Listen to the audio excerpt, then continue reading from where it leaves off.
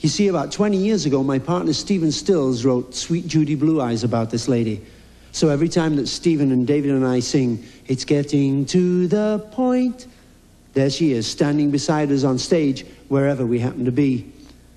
As we sing the song, you can't help but see those blue eyes that the song title mentions, and also hear that voice.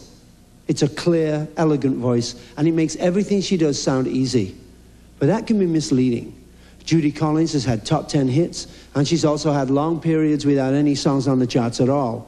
She's sung for the President of the United States and been arrested on picket lines. She's won Grammys, been nominated for an Oscar, and she's had to fight polio, tuberculosis, and other diseases.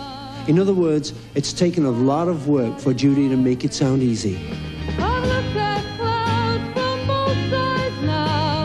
She started piano lessons when she was 5, played with the Denver Symphony when she was 12, and composed a ballet score when she was just 15. Then she heard folk music, and it changed her life. Her first professional gig paid $100 a week, plus all the beer and pizza she wanted.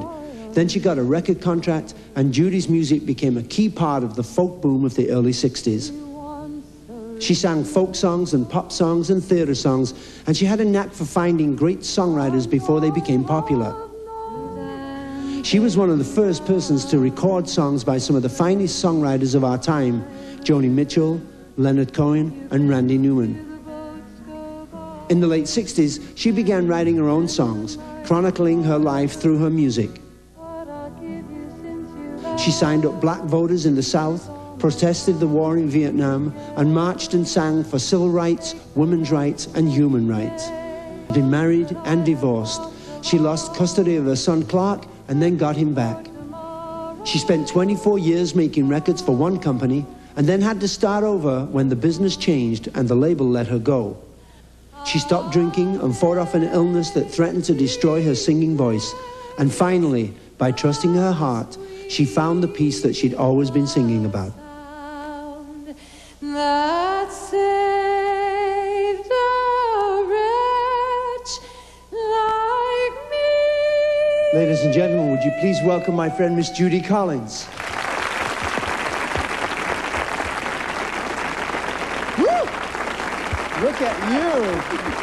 How are you? Good, how are you? Just great. Thank you. Wow, what a great audience. So, Hey. how have you been?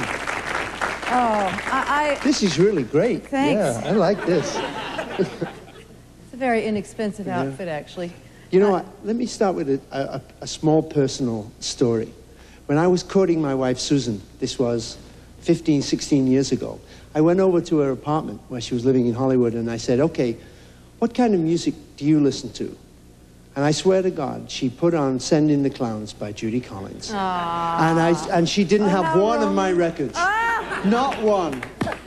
Good. That's very romantic. Isn't it? That's very romantic. It's a beautiful piece of music, it really is. It is gorgeous. Stephen Sondheim was a surprise in my life and something that I never expected. Everybody turned down that song. All my A&R people, my record. They did. They said she was never going to sing a song from a show. So later it'll be revealed how it came about that I picked Send in the Clowns. But it was passed by everybody. We've known each other how long now? Oh, God. Shall we really tell them? Do you want to tell them? It's been too long. Oh, boy. It's been a long time. Sag Harbor in, what, 69? Sag Harbor, 1969. Judy was going out with Stephen at that time, and so she was a frequent visitor to the island. Strange little house we lived in. Wonderful snowy. Little house. It was everything you think of what it should have been. It was just exactly right. Do you happen to remember when you first heard Sweet Judy Blue Eyes, which is a song that, you know, do you know how many questions we have to answer about you in every interview we do?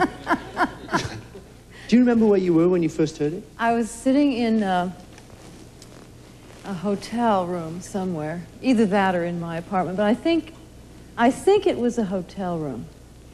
And Stephen came in and sat down and started to play this song, and I started to cry. That's the first time I ever heard it. Yeah. It's a beautiful piece of music, isn't it? It is beautiful. Does it make you feel special? I think it must make you feel special. It's wonderful. Well, first of all, it's one of those pieces of music that is so of a time, and yet it's timeless. Yes. It's so rare to find something like that. I mean, I feel personally about it because it brings floods of memories to me about the time and the place and the people and Stephen and you and me at that age and me at this age. Yeah, we think about you every night when we do it. Thank you. That's lovely.